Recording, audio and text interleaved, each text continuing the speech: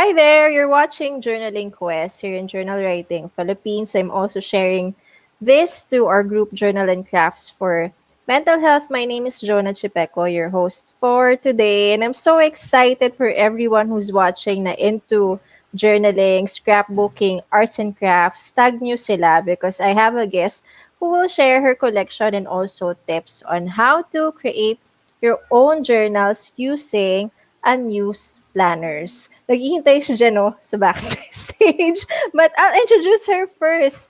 Si Kathy Kenny Ngo, or you can call her Kathy, is a veteran blogger who writes about parenting, food, beauty, and finance.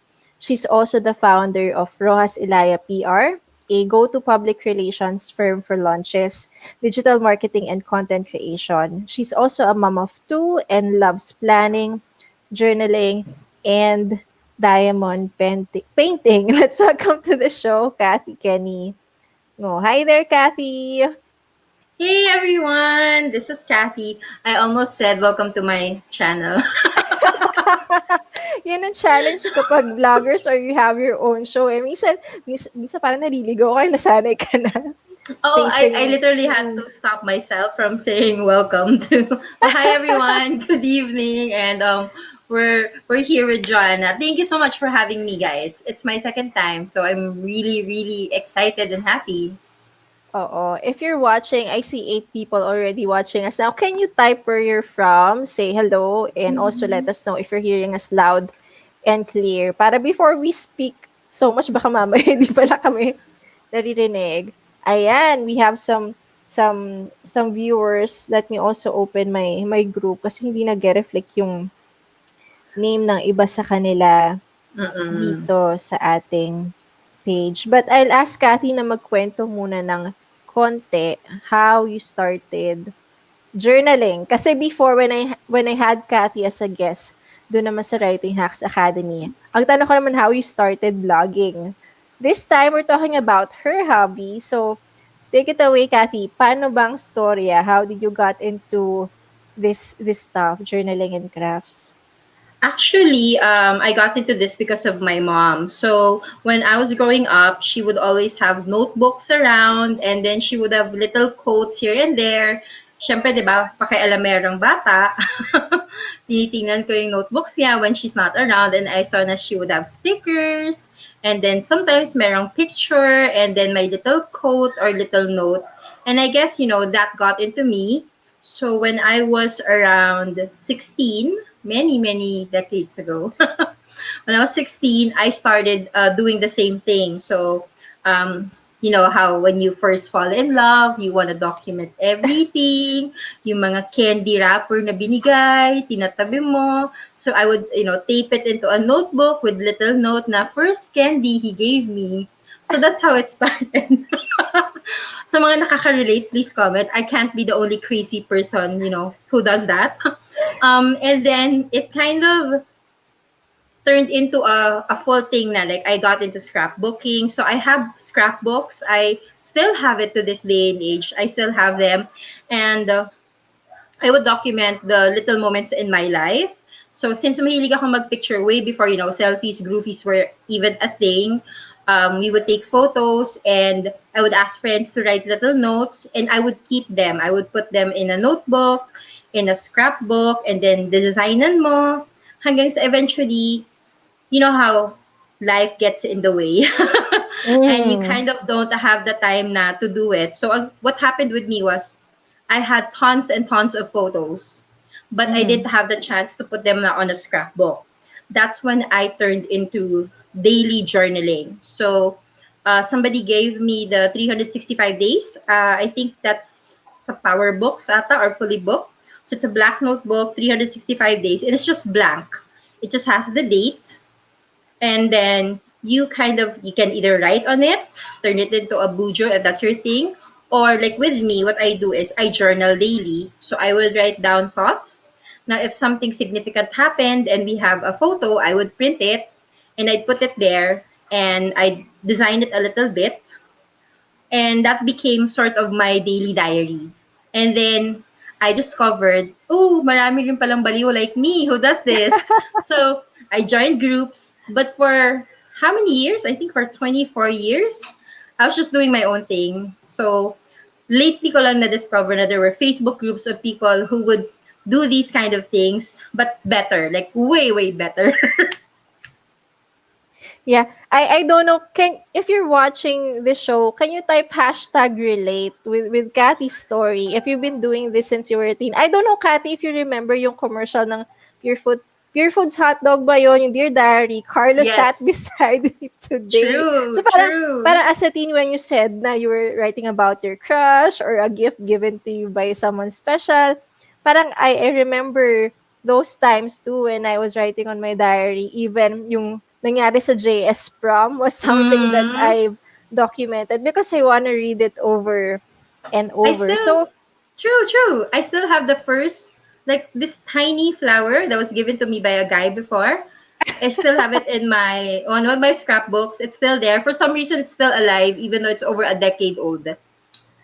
your husband knows that, ah. Yeah.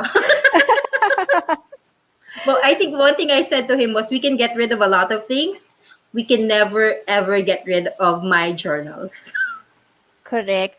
For those who's watching this show for the first time, we call this program Journaling Quest because I'm here para in a mission to talk to creative artists, bloggers, even mental health practitioners who believe in the power of journaling for mental health and wellness. So True. I know that for a long time, maybe you're not familiar na it's been a lifestyle for people, men and women, na matagal ng maraming nag-journal, nag-scrapbooking, gumagawa ng crafts. But we want to promote this hobby nowadays because we're stuck indoors.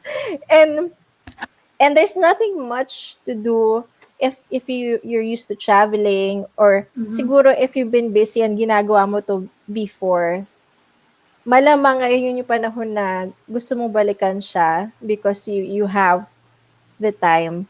Kathy, Mm-hmm. batiin ko lang kasi naiipon na yung mga pagbati dito. We have Chelsea. Hello, Chelsea. Anna, watching from Taguig. We also have someone from Masbate. We also have Princess Sandra from Albay. We have Sarah, hello, from Dipolog.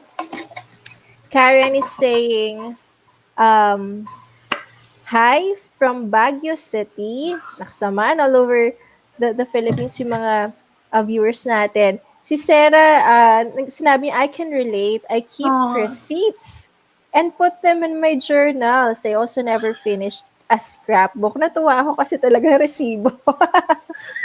Unusual, balay mo. No, no, I Memorable do receipt, receipt. first date. I do Talaga, receipts. talaga. Yeah, I have receipts of my first dates. So Kasi if you ako were a tissue, memorable first date, napkin. tissue I also have like little notes from friends. I have. Some of them nga get surprised Oo. na parang, you kept that all these years? I'm like, yeah. Alright. Since marami na tayo nakaabang, before we go to yung step on how to turn your planners na Mhm. parang inisip mo, baka sayang, bakit ko ba binili to? Hindi ko naman nagamit ngayong 2020. Magde-December na, alright? I want Kathy parang to walk us through some of her collections or yung tools na ginagamit niya for journaling. Kanina sa backstage, this is unplanned but natuwa ako sa stickers, sa washi tapes that she has and others. So, isa-zoom kita sa screen para yung other viewers can also look at your collection. Alright? Sige. Sige, Kathy, yun Okay. muna tayo. Okay. So guys, just to be clear before we start on showing my collection, I just want to be clear to everyone, you can turn your planners into journals with just a pen. You just need a notebook and a pen. The other things are just add-ons, especially these days na we're all on a budget. Do not feel like you have to have these things. You have to have what I'll show you. Hindi siya kailangan. It's an add-on. It's great to have, but if you can't have it, it should not stop you from journaling or turning your planners into journals to, also help with your mental health. So I just want to be clear on that kasi some people parang, oh, I can't journal. I don't have washi tapes or stickers or this. You don't need. You just need a pen and you just need a notebook and yourself. That's it. Okay? So these things are just add-ons. Pampaganda lang siya.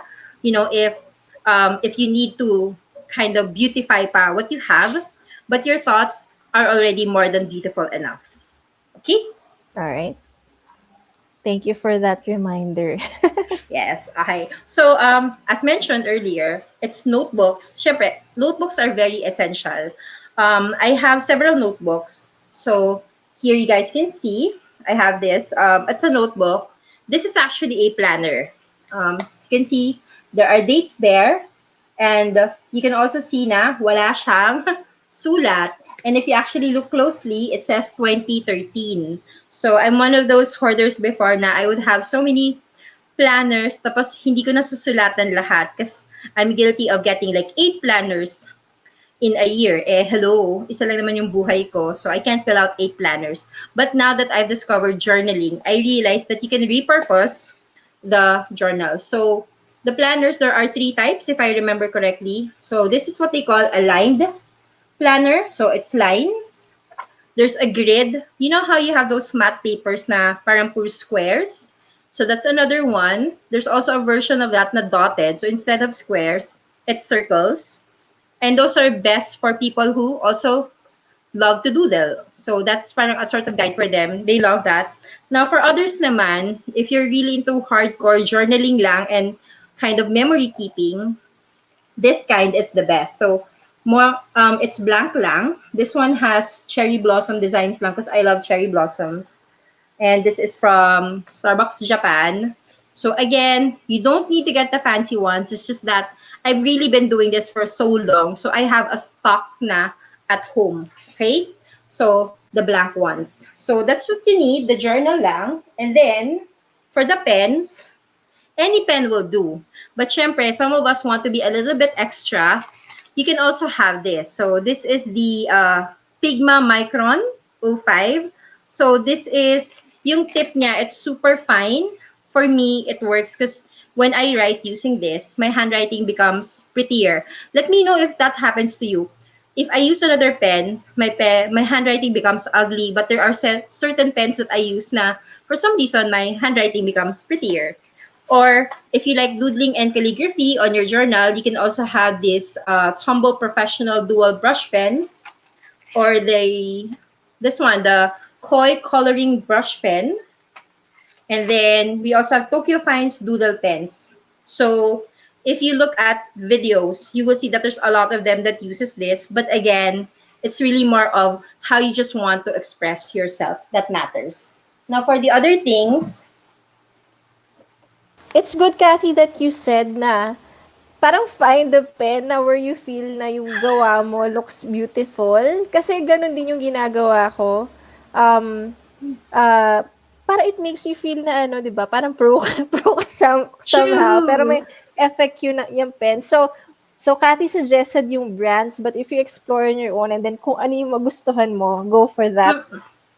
If you guys will have time, I'll do a separate blog post on my site and I'll give you the what do you call that? The splurge versus save option. Mhm. So if you can afford to splurge, this is what you get. But if you want to save, this is what you get. So that you know, again, you don't feel the need to like spend a lot of money because you don't have to. Okay, being creative is all about using what you have. We have a comment here from a viewer. I use Pigma Micron too, Tokyo Fines and Tombow. If I use a pen that I don't like, my penmanship goes bad. Sobrang happy. Because I thought it was just me. Sa ko, ang arte ng kamay ko. What's happening here? But it really happens. Oo. Like, I use a different pen. Parang siyang kinahig ng manok. And then I use the Pigma. And I'm like, ooh, medyo calligraphy-ish na siya. We also Okay. have So, Vicky Marcy watching from Pateros. Hi, Vicky Mar. wow. Thank you. Hello All right. po. Ayun. And then the next one. So, ito, medyo nalula ng konti. Kanina si Jonah. So, these are, hopefully it doesn't fall. Washi tapes, okay? So washi tapes, this is one of the downfalls, I guess, of journaling is you'll see a lot of this and you'll feel the need to have all of it. And for me, if you can afford it, that's fine. But please, I'm advocating this. Do not let it just, be there. Just pretty to look at lang. Use it. I feel that, and I've said this before, I feel that it's a disservice to the artists and to the materials kapag ginagawa lang natin silang decoration. We should use them. We should utilize them. We should make them functional and pretty at the same time. Kasi eventually, this will break down if you just put it in a spot. Over time, masisira siya and then sayang, 'di ba? But if you use it, then it has served its purpose. Now, the next one that I have here is if you've been journaling for a time, I think you'll be familiar with Happy Planner. So I'm one of the victims. I have a lot of the Happy Planner notebooks. So this one, I feel like sulit naman because actually you get a lot when you buy a book. So it depends on the theme of your planner. So some people, they can use these kind of things, and then some people can't. So again, journaling is really finding what works for you, what doesn't work for you. So this one, it works for me, and it helps me be more organized when I'm doing my planner. And then the other one is stamps. So find out if stamps work for you. There are people who can't deal with stamps. There are some naman na who can. And then, second to the last would be post-its. So, medyo extra yung post-its natin. It's a coffee bean, coffee cup. It's a cat. And then, we have post-its na may notes na mismo. So, more of decorative post-its siya. There. And then, yung pinaka-last na natawa kanina si Jonah is that I actually have stickers na ganito. So ayan, so it's Care Bears because such a fan of Care Bears. So I really hunted this down until I saw someone selling a pack and I was so happy. And then right now I'm binging on Grey's Anatomy. So I actually also found this. So on my future journals that you will see on my channel, you'll see a lot more of these. And I think that it's not just kids who should have stickers. Adults should have kasi it's also one way to just relieve stress. Okay, and that's what journaling is all about. It's to help you relieve your stress and to help you get rid of the mind clutter that you have, especially for women. I think we women have so much going on all the time that we just need to find a way to get rid of what's not necessary. I think, Kathy, also parang going back to yung childhood hobbies, parang brings joy if you're recalling yung memories pala. Kasi I remember also, grade 5, grade 6, I have this collection of stickers. Yung iba, di ba yung parang naka-emboss pa. Mm, Oo, di ba? I And still have those. before nga, my teacher parang caught me na selling stickers sa mga classmates ko, napagalitan ako sa classroom. Because Bawal. I'm collecting at the same time I'm selling. So Sell. parang you're nurturing the child in you, and that's something that we can do kahit we're adults. And And I think we should do that. Yeah, I agree. I have here other comments are related to what you share. By the way, hello kay Margil from Iloilo City. Sabi niya, ang cute ng mga post-it. Si Ana de la Cruz also said, wow, ang daming washi tapes. For Camille, sabi niya, ang struggle ko is sa clear stamps. I don't know if maganda yung brand na nabili ko or yung mali yung paggamit ko. Pero nawawala na sila ng dikit kapag ginagamit niya. Ah, I think you need to use that acrylic block. So nung una, I didn't also know that. So what I would do is I have the clear stamps. And correct me if I'm wrong I think what you're doing is you take it off the sleeve, tapos kamay mo yung ginagamit mo to dip the clear stamp into the ink pad, and then ididikit mo sa paper. So what happens is mawawala talaga yung dikit, so to speak, ng seal ng stamp. That's why you need the acrylic block. So I have that. It looks like parang ano lang talaga, like a square. That's where you're supposed to put the stamp pala. Lalo na yung mga ganitong klaseng stamp na medyo clear-ish. So this one, kasi, just to demonstrate super quick. So ayan siya. So you have to peel it off, diba? You have to peel it off. And most people kasi, they would touch the part na na hindi sa ink. So, see, struggle siya kasi it's really sticky, but you're not supposed to touch this part.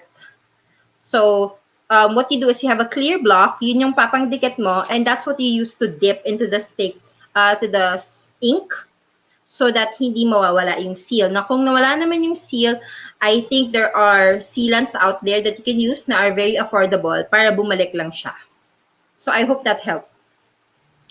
Ang galing. May mga techniques pala na you'll discover over time, di ba? Kasi wala naman magtuturo talaga yung how it's done, but it's something you'll find out kapag matagal mo na itong That ginagawa. that happened to me kasi. So, I was like, Mm. wala namang kwenta nitong mga stamp na to, ang mahal-mahal. I got mad, I got rid of it. After a few years, I saw a video, I was like, bakit ko tinapon? Ganun Sabi ko, pala yun. Kasi before, walang YouTube videos, diba? So, Oo. you just do your thing. And sadly, I was in a community or group, and I was the only one doing this. So I couldn't ask anyone, I couldn't relate to anyone, and there were no Facebook communities before. So parang if you don't know anyone who does the same thing, wala, you're on your own. So I didn't understand how it happened. Parang feeling ko nasira na, so I got rid of it. After a few years, biglang boom, YouTube video. Oo nga. Tsaka And nakakatuwa also, yung what we're doing say, go, go. kasi, di ba minsan sometimes you'd feel na kung i-share mo yung gawa mo, let's say your scrapbook or your journal with other people na hindi na-enjoy yung hobby mo, they'll think na ang weird mo or or I, you have the patience for that? Ano ba yan? But when we're with people who does the same thing, parang we we enjoy it. magical. We encourage each other and nagkakaintindihan tayo. So for those My current best friend, ganyan. She doesn't understand. So like she oo. watches my video. She's like, "Uy, I watched your video." And I said, "You did?" Yeah, but I placed it on mute. Nabore ako eh. Para ka, okay. Alright. Before yung next mong ipapakita, we have another comment from Anna. High school po ako, gumagawa na ako ng journal dahil sa mga projects. Ngayong pandemic, dahil nakaranas din ako ng anxiety, bumalik sa akin ang interes sa paglikha ng journal. Dahil dyan ay lagi nang gumagaan ang pakiramdam ko. Exactly! Good. Exactly. That's also why we're here.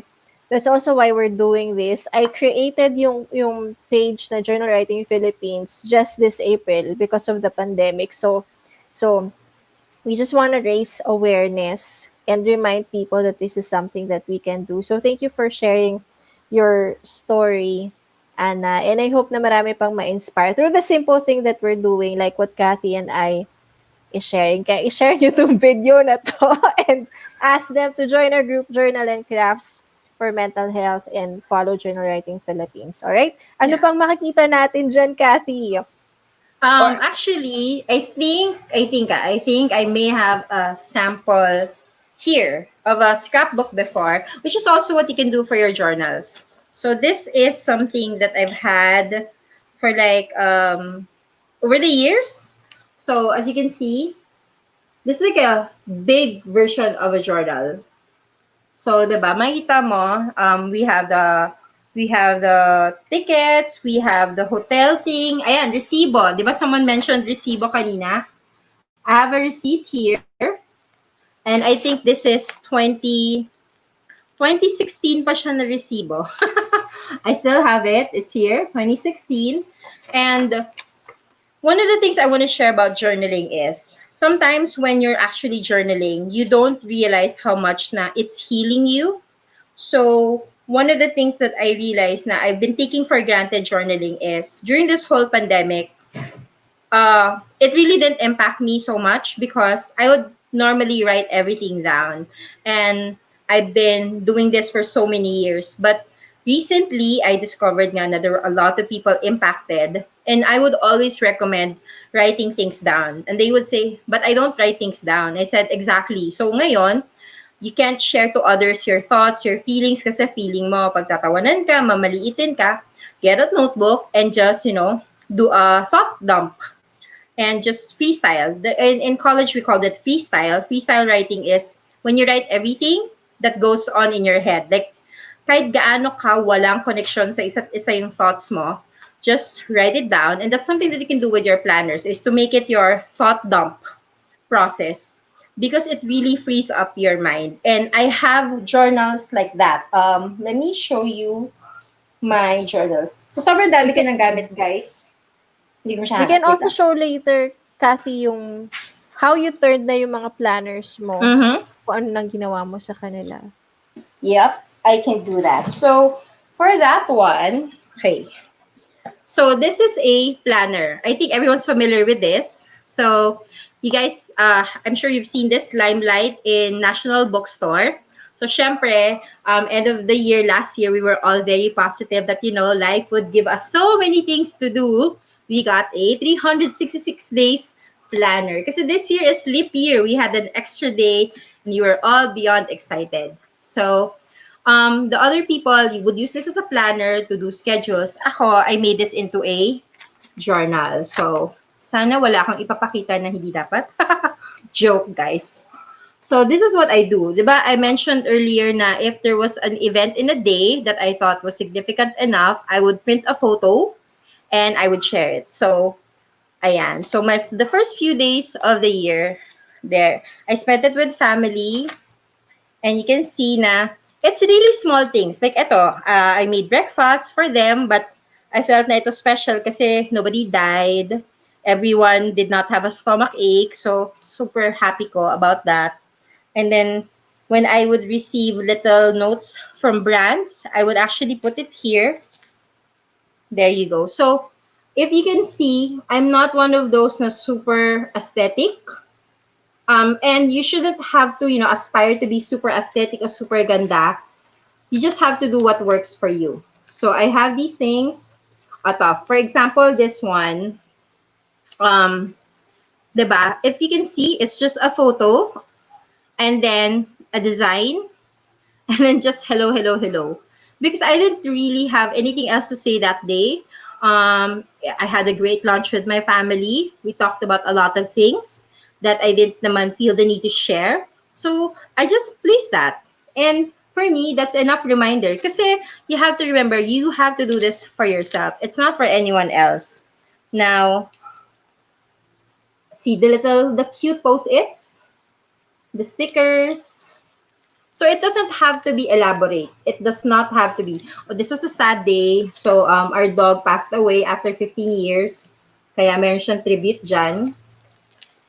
And then yan, ito, I was about to give birth. So there. And then, see? For this day, obviously, the day I gave birth, wala akong magagawa. So I just kept a copy of the parang memo thing from the hospital. And then there's a photo of my baby on the first day. So your journal, really, it's your rules, your style, your process. It doesn't have to look like anyone else's, and it shouldn't. You can be inspired, but you should never allow other journals to discourage you from making your own. Ang galing. I'm Jonah? curious, I'm curious, Kathy, yung entry mo nung nanganak ka, was it the same day? Actually, The same oo. week? Oh my God. So I bought my journal with me before they took me to the operating room because I was C-section. I wrote on my journal. A few hours after I gave birth, 'di ba, pag C-section, they said, oh, you have to sit up na para mas mabilis yung healing process. So I also wrote, and then dinikit ko na yon because I was so scared na baka mawala siya. So yes, it was the same day. All right. We have a question here from Eileen. Basahin ko maya-maya. But para I just noticed kasi for people who journals and parang do this as a hobby, it gives me an impression na disciplined sila because they're able to stick with a routine of either writing in the morning or at night how their day went. So do you consider yourself as someone na very disciplined, or when it comes to time management, very in control sa area na yon? No. No, my God, no. So, that's the beauty of journaling. Okay, that's the beauty of journaling versus I think like with Bujo na talagang yun dapat daily. Mm-hmm. Journaling kasi it's really more of creative process, more of memory keeping, more of your thoughts. And there are days that you don't have a single thought at All all, right. 'di ba? So I So see for you, people. it's not a routine. Parang it's more of a creative outlet. It's not something that you have to do day in, day out. No, no. I have a journal which I am looking for because it miraculously disappeared. I have a journal where I try to write every day. So at the end of the day, I would take it out and I would write as much as possible. But there are days that, especially, sorry, you had a bad fight, you're not in a good mood, you just have a really lousy day. And I don't write or I forget to write about it. But the beauty of it kasi is I can go back the next day and remember what happened and write it down, or I could just really skip it and that's okay. So with journaling, there are really no hard and fast rules. There's a guide that you can follow, but if you don't get to follow it, you don't need to beat yourself up na, I missed one day, wala na, sira na yung buong planner ko, or sira na yung, because there are people like that. I've seen people na, I have this really ugly page, I ripped it out, ayoko na. And then parang next year na sila ulit. So parang, it's like life eh. I compare it to life. There will be bad days. It doesn't mean it's a bad life. The worst, you can have bad months. Like, kumaga talagang Mm. tinetest ka, you have bad months. But it's still not a bad life. You know, as long as you're breathing, there's hope, you'll recover, and it's really up to you. So with same with journaling, there will be days or weeks or even months na Or pwedeng even you just can't write. And it's okay. But then you can always go back to it. Diba? That's the ano eh. But for me, I think one of the things is, I kept reading before, yung meme na parang pinaka-wasteful thing that I got for 2020 was a planner. And I'm like, no! Because the planner can be used in so many different ways. So it's not just to plan things. This year, we can't really plan anything because we're stuck at home, right? But we can be grateful for things. We can be reminded of things that we like, things that we hate, things that are deal breakers for us. We can be reminded of memories, and your planner is it's up to you what you want to do with it. Ako, if I don't have anything to write for that day kasi wala talaga nangyari. You know, I woke up, I took care of the baby, I did a few work, um, huminga ako, kumain ako, and then I'm about to sleep again. So parang nothing really outstanding. Sometimes I just write, thank you for this day. Kasi at least buhay ako, I'm healthy, everyone's safe. We have another day to make it awesome. But you know, it's okay that there are days like that. Or what I do is, one time I listed down everything that I ate for that day. Tapos namangha ako na kulang yung one page. So, there are a lot of things that you can do with your planner, and it's really up to you. But ako, for me, I think the biggest thing that we can do to really help us, especially this year, is to just write the things that you might be grateful for, or to write down all the negativity that's in your head, put it down on paper, and then forget about it. That's to kind of maximize the planners that you have, or the notebooks that you have, or the journals that you have, since there's no definitive plan that you can make this year. all right. Eileen is asking, my 11-year-old daughter is into Bujo and collage journaling. Her name is AJ. Yan. She will let her watch this show later when she gets home. Yan. She's taking a lot of time doing a spread, minsan 2 or more days. Anong tips mo? Like for Actually, kids, for teens who wanna try this out.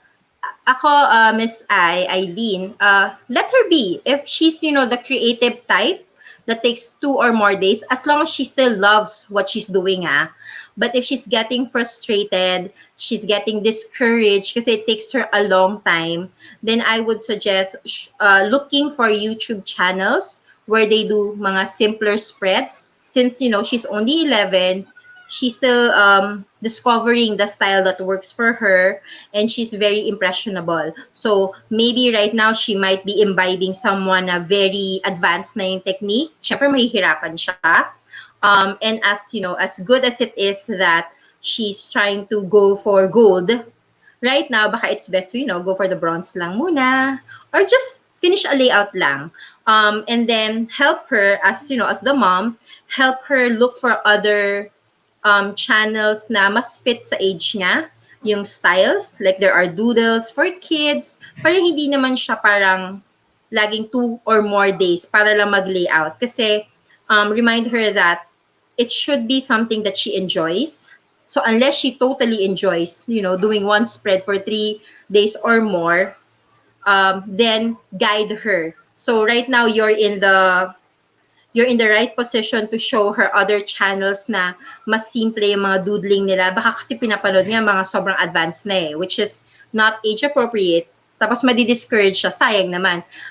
If she's into collage journaling, it means she's very artistic and she has a sense of aesthetics. So encourage it, but guide mo siya na wag masyadong advanced. Kasi I think what she may be doing may be too advanced for her, and tell her na it's okay to get better and better. That's what it's for. Kasi diba, if ngayon pa lang, parang Picasso levels na siya, ano na gagawin niya next month, diba? So, tell her na it's okay to just keep learning, to make mistakes. Just, always encourage her that it's okay to make mistakes. It means that she's trying, and that's what matters, that she tries and that she's doing something to be more creative and to, kumbaga, put down her thoughts into paper.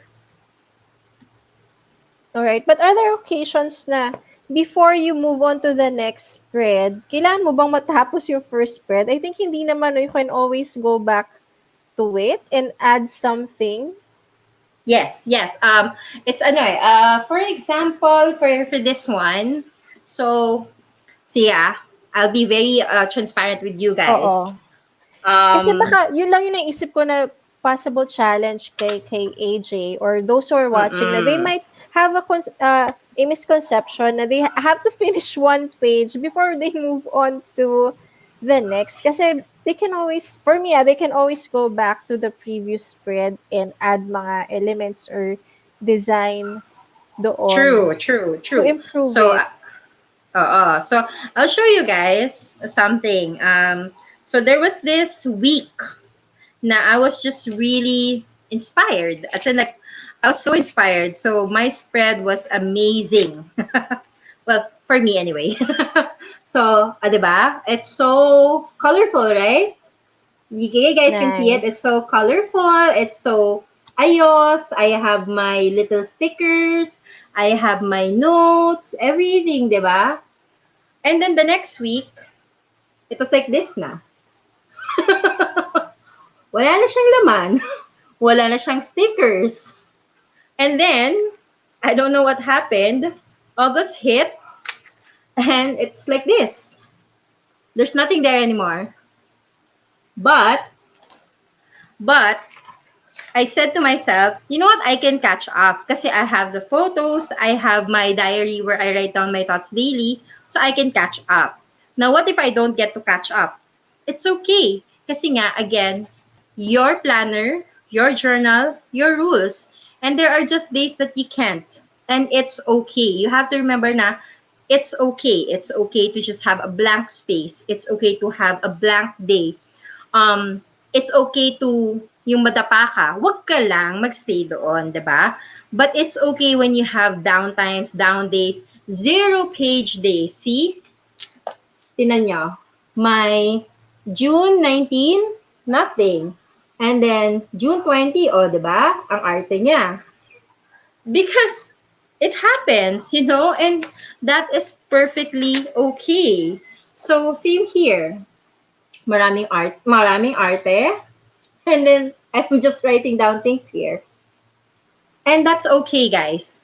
It doesn't have, every page does not have to, look extra. It doesn't have to look super ganda. It doesn't have to look like this all the time. It doesn't. Kasi our life naman is not colorful all the time eh. There are black days, gray days, and then there are red days, yellow days. Kaya nga my blog is called Life is Kulay-Full kasi life is really filled with colors, and sometimes they're bright and sparkly, and sometimes they're just dull and boring. And that's okay.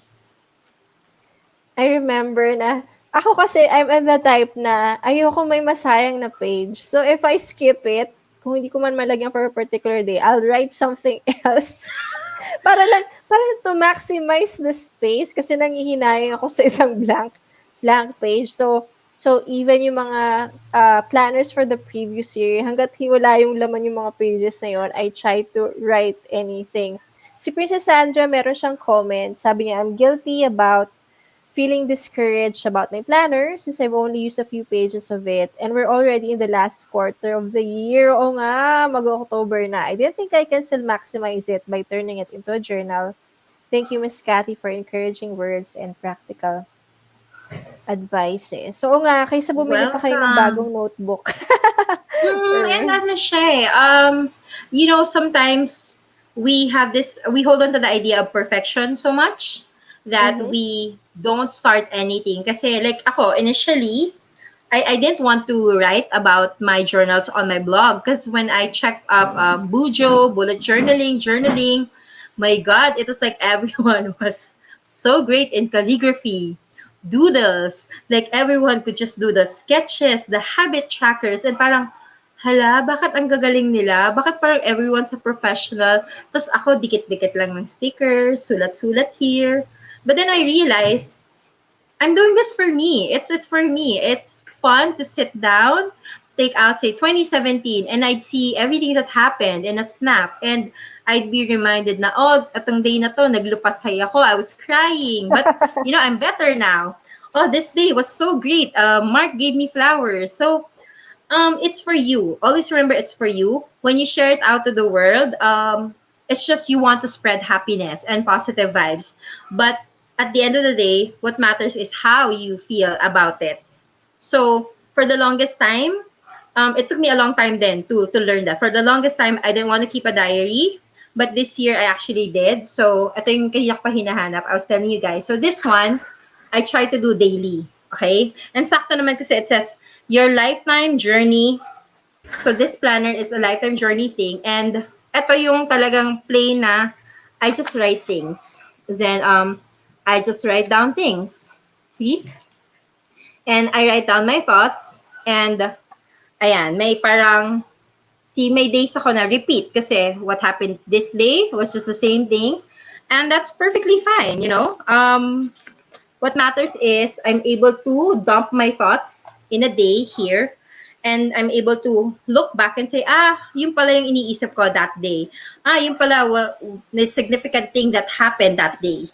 And you're just reminded of your life. Kasi minsan, I find it so hard. Like sometimes you think, what did I do nga ba last month? And you can't remember, diba? So I look here and I saw, okay, I had a lot of good things that happened. And sometimes we forget the good things kasi we're so immersed in the bad. So it's a good way to also remind you na maybe you're just having a really lousy week, but you actually have an awesome life. And I think journaling helps with that. Because ako, I have to be reminded of that all the time. Alright. May comment dito si Ayen. Like, ako nga po, literal na sulat lang, no art. Pero dahil gratitude journal siya, I still continue it para puro positive vibes Yan, yung tama yan, binabalik tama yan. natin. Super, that's really good. I think during these times, a gratitude journal would really work for a lot. But sometimes kasi some people say it's like a false positive, pag puro gratitude. That's why I don't, like my journal, it's not a gratitude journal lang. It's really how I feel in a day. And it helps me sort things out. So, di ba you Mm. mentioned earlier na, especially for those with mental health, this would help. Actually, I got into journaling and blogging because of mental health. So I'm bipolar, manic depressive, and I didn't like the medicines because they make me into a zombie. I discovered that when I write down my thoughts and my feelings, it helps. It helps with my mood swings. It helps me to have a better handle of what's happening to me, kumbaga brain chemicals ko and all. It helps me sort out my emotions. So the people that I talk to who are experiencing the same, or like yesterday I spoke with a friend who was a recovering COVID positive, and I just said, You know when you can't talk to anyone, if you feel uncomfortable telling anyone your thoughts, write it down. And then if you feel uncomfortable, write on paper. Afterwards, throw it away. But just write things down. And then he said, "Na, how will that work?" I said, "It works for me. It's worked for a lot of people. Try it out. It might work for you. It might not work for you. But if it works for you, and kasi ano siya yung parang medyo pa strong effect na tao. Mhm. So if you feel uncomfortable telling someone that, hey, I need help, write down your thoughts. And it really does help. For me, it worked better than any doctor or any medicine has. So I write things down, and it's been such a big help. So I really advocate then na just write things down kasi nawawala siya sa utak mo. And sometimes when you see it on paper, you realize na minsan, grabe naman, ang OA ko, ang hardcore drama. Or sometimes, you let go of the misery na, because you've written it down, you've let go, di ba? It helps. It's very therapeutic. It heals, and it helps. Right. Previously, we had guests dito sa show na psychotherapist, life coach, and we're inviting other counselors then and mental health practitioners. And they would say the same thing as like what Kathy's saying. Even if you'll have someone consult a psychologist or psychiatrist, they'll also encourage you to do it, to write your thoughts on journal. Thank you for sharing, Kathy. That's a personal story na you sharing to us what you've gone through. And I hope that if you're someone who resonates with her story or knows a friend na going through mental health disorders, just tell them about journaling. We have a comment here from Sarah. I never got to do a bullet journal this year, but I'll guess I'll just write on my grid notebook. I'll also control myself every time I go into a craft store because you know you'll end up buying a notebook or sketchbook every time you find yourself in a craft store.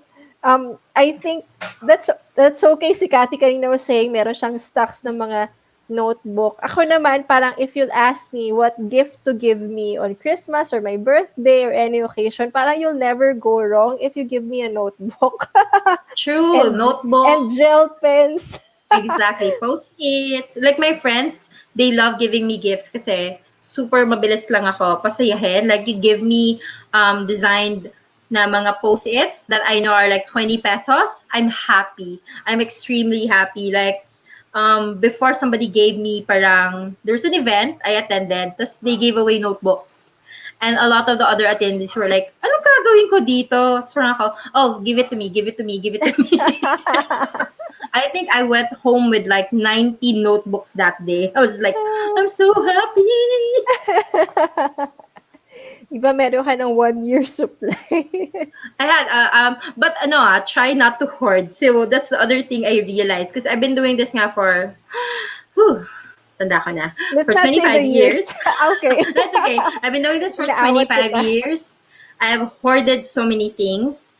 I've regretted hoarding them kasi eventually, nasasayang lang. So, to make amends din naman for my hoarding tendency, so what I did was I donated it to public schools who have no craft materials. So, yun yung parang pambawi ko lang. So, but it's best talaga that you get what you can use lang. I mean, you can get an extra more if it's possible, but not to the point na you just have too many. Because before I had too many, I had at 4,000 pens, I had 600 notebooks. I just had too many things. At a certain point in my life, I had a mega box of stamps. And I mean, who uses, a mega box of stamps? So ako, I gave it away. I kept the ones that I really like. And it's actually easier. So hoarding tendencies is real. But what you guys have to remember is sometimes we just buy because we want to buy.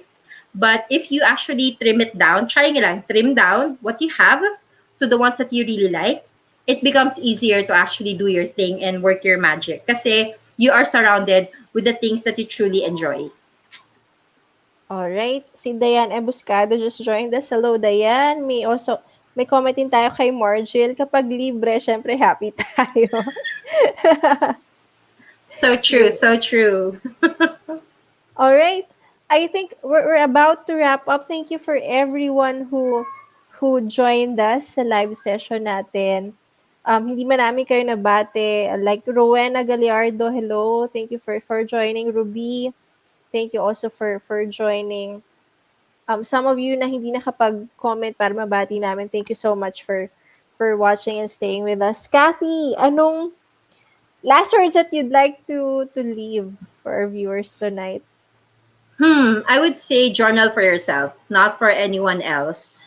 Be inspired by others, but do not let anyone discourage you from doing journaling or whatever style it is. Memory keeping, junk journaling, scrapbooking. There are so many styles now.